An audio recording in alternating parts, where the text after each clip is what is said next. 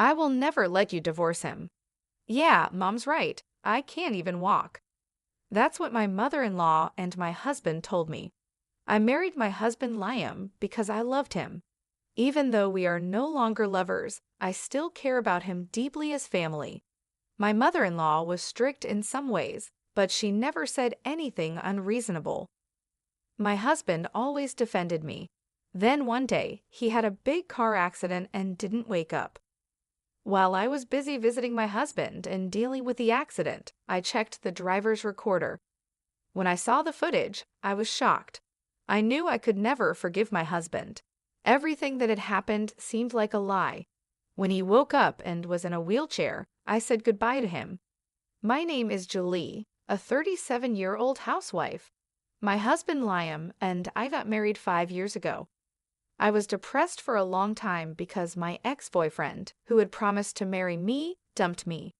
I met my husband at a party my friends took me to because they were worried about me. To marry my ex-boyfriend, I started working as a temp instead of getting a full-time job after graduating from college. My ex-boyfriend was very kind, and I thought I could build a peaceful family with him. But one day, he suddenly told me he had fallen in love with a girl in the same class and broke up with me. He said he would pay me alimony for breaking off the engagement, but I refused and ran away from the house we were living in. My husband was the opposite of my ex-boyfriend. When he arrived at the party, my friends took me for a drink. Julie, right? I'm Liam. Your friend told me you went through a tough time. He asked me right away. My friend had told him that I was not doing well. I've been afraid to get close to people since my ex betrayed me. It's been a long time since I've been out to a party like this. That's great. Here's to taking the first step. I know what it's like to be cheated on. I had the same experience, but it's a waste of time to stay sad. Let's just enjoy today. My heart, which had been heavy for a long time, felt a little lighter. That day, we drank a lot and had a lot of fun. My husband and I exchanged contact information. The next day, he contacted me and we decided to go out for dinner. While talking to him, I could forget about the day my ex-boyfriend dumped me, which used to always be on my mind. After seeing Liam for a while, I no longer thought about my ex-boyfriend, even when I was alone. I'm happy to see you getting better day by day, and I'm going to keep making you happier. Let's stay together, Julie. I will never betray you.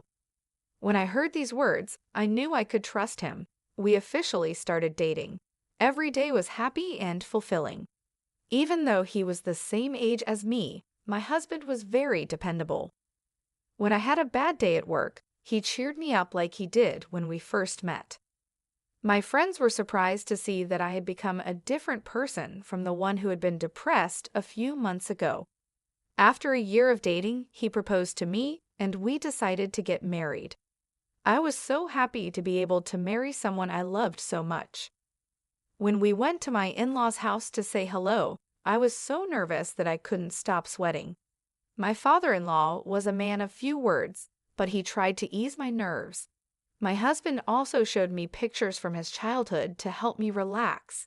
My mother-in-law was cheerful and true to herself. I don't know why you're so nervous. I'm not against you getting married. We are going to be a family. She patted me on the back and said with a laugh. Hearing my mother-in-law's words, my nerves instantly relaxed. I'll teach you how to take care of the house, and I'll be strict with you. Mom, Julie can do everything well without your teaching. She doesn't need your help. My husband laughed and defended me. My mother-in-law heard what he said and smiled. I'm just joking, she laughed. My in-laws live far away, but we had a good relationship, or so I thought. At the wedding, many of our friends celebrated with us. I was so happy that I cried all the time. For the first few years of our marriage, we were really in love. I looked forward to my husband coming home after work every day. I got a lot done because I knew a delicious dinner would be waiting for him. My husband's job required a lot of overtime, but no matter how late he came home, he always ate my dinner and praised my cooking. I loved hearing him praise me, so I spent my spare time looking at recipe websites and adding more dishes to my repertoire. During New Year's, we visited my in-laws' house with my husband.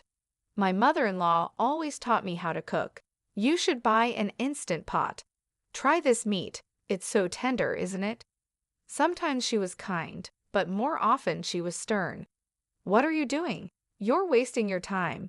You need to be smart about what you're doing. I used to cook only for my husband and didn't have the skills to cook for others, so it was a learning experience for me. My in-laws were not bad people, and I think I was able to live peacefully with them. But maybe you are happy with just the two of you now. You should have kids soon. The only time I was hurt was when my mother-in-law talked about children. It's not that we didn't want children. Of course, we wanted to have a child, but it wasn't that easy. My husband and I talked about it and decided not to have fertility treatment. Maybe it was our fault for not talking to my mother-in-law about it, but every time we saw her, she would mention the child. "Hey Mom, we have our own timing," my husband would say when he was around. When he wasn't, I just had to force a smile. A few times a year, my parents-in-law would come to visit and stay at our house. I didn't want my mother-in-law to say anything, so when my in-laws came to visit, I cleaned the house from top to bottom. On the days when we ate at home, I made sure everything was perfect. I made more fancy dishes than usual. I was so well prepared that she never said anything about the house, but she still mentioned having children. Each time my husband defended me. As time passed, we were married for 8 years. Unlike when we first got married, we were no longer lovers, but that didn't mean I didn't love him anymore. He was still important to me, and we had just become family. I'm sure he felt the same way. No matter how late he came home, he always ate my cooking. We never had children, but I thought we had a good relationship. I believed that no matter how old we got, we would live together with the same sense of closeness. My relationship with my in-laws hadn't changed, and we still saw each other a few times a year. The only thing that changed was that I could talk back to my mother-in-law a little bit now. My mother-in-law always talked to me about children. You know what can't be done can't be done, I would now say jokingly. She didn't get angry at me for that. I know that, but I can't help saying it. I'm sorry, she would start to laugh with me. Then one day, I received a call from an unknown number. "Hello, is this Liam's wife? Your husband has been in an accident and is in the hospital. Please come to the hospital right now." I was so surprised that I couldn't process what was happening. I immediately took a cab to the hospital. Coincidentally, my parents-in-law were visiting us that week, so in the cab, I called my mother-in-law. "Mom, it's Liam. Something happened to Liam. He had an accident and was taken to the hospital." I couldn't speak properly because I couldn't stop crying, but my mother-in-law understood immediately. She was on a sightseeing tour with my father-in-law, but they agreed to come to the hospital right away. When I arrived at the hospital, my husband was in surgery. He was driving his car when he was hit from behind. The other car was driving very fast, and he was hit hard. The hospital explained that he was unconscious and in critical condition. I broke down in tears, but my mother-in-law said, "I'm sure Liam will be fine. We just have to wait and believe in him." I felt sorry that my parents-in-law were worried about me, even though it must have been hard for them too. The surgery took a long time, but it was a success, and my husband survived. My parents-in-law and I cried in relief. After that, my husband's consciousness didn't come back easily. We took turns staying with him, hoping he would wake up. While my in-laws were at church, I was busy dealing with the accident and other formalities. The police told me my husband was the victim of the accident. The other driver was arrested for dangerous driving. However, the driver claimed my husband was also at fault. I wanted to protect my husband, so I went to the accident scene. The car was so damaged, but miraculously, the drive recorder was safe. I took the SD card and checked it with my laptop. The footage was still there. After that, I headed to the hospital to switch places with my mother-in-law. I was almost there when I got a call from her. "Hey, Lauren, Liam has regained consciousness." She sounded so happy. I rushed to the hospital. Thank goodness, Liam, you're awake. I heard my mother-in-law's voice when I arrived. My husband was able to talk as if he had just been sleeping. Oh, I was in an accident. I don't remember. When I heard he was awake, his doctor came to check on him, and we all talked to him. My father-in-law also came to the hospital. The doctor said the surgery was a success, but didn't know if my husband would be able to walk again. He would be in a wheelchair for a while and would need physical therapy, but they couldn't promise he would walk again.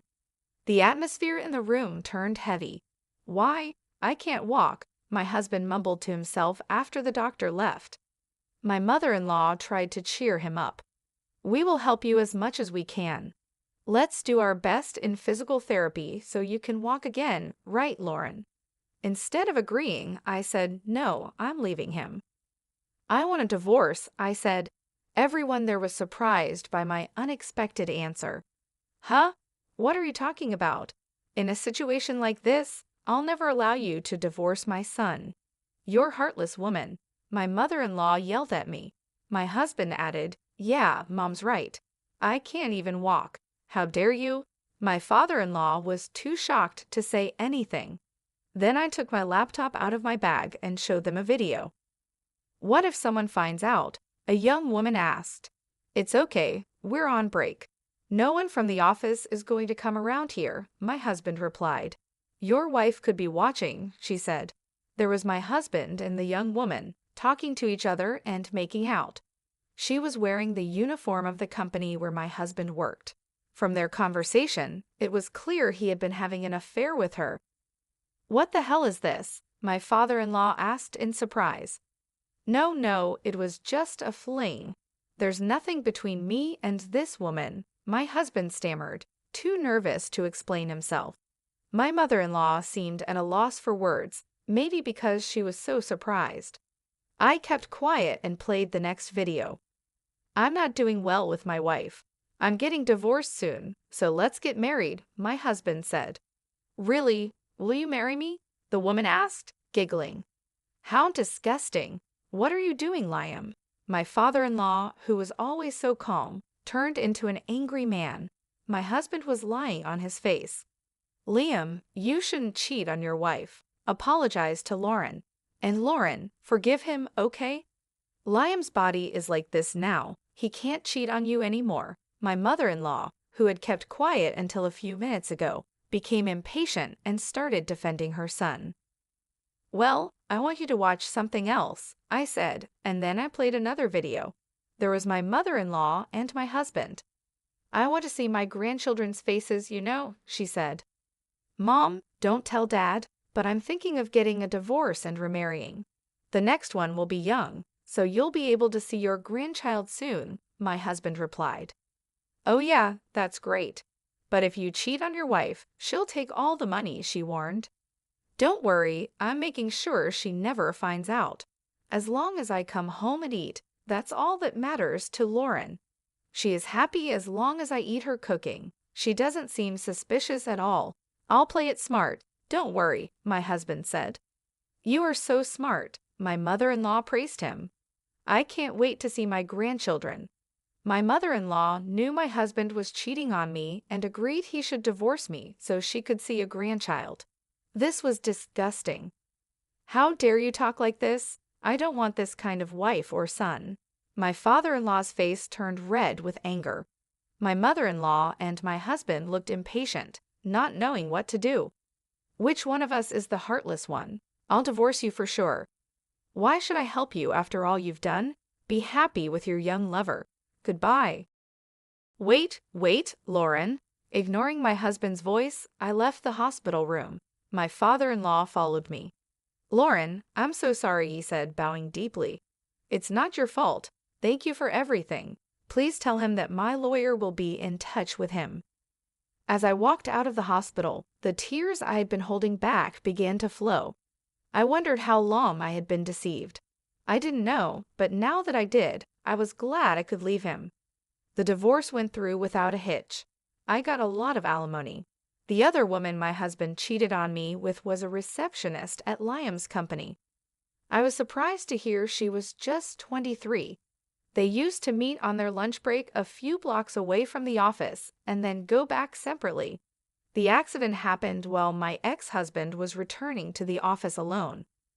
I was a little skeptical as to why he had an accident in his car while he was at work, but after hearing the story, it made sense. My lawyer told me that sometimes my ex-husband and his lover would take half a day off to visit her house. He was being very secretive, so I wouldn't find out. I don't think he thought it would come out this way, and because their affair had become a rumor within the company, he had to quit his job. The woman he had an affair with also had to quit.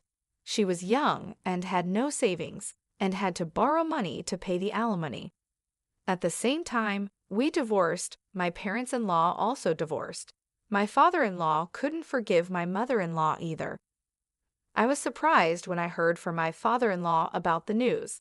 My mother-in-law had rented a small apartment and was living with my ex-husband after he got out of the hospital. They couldn't afford to rent a handicap-accessible house because they had no money left after paying the alimony. My ex-husband is working on physical therapy, but the chance of him being able to walk again is very small.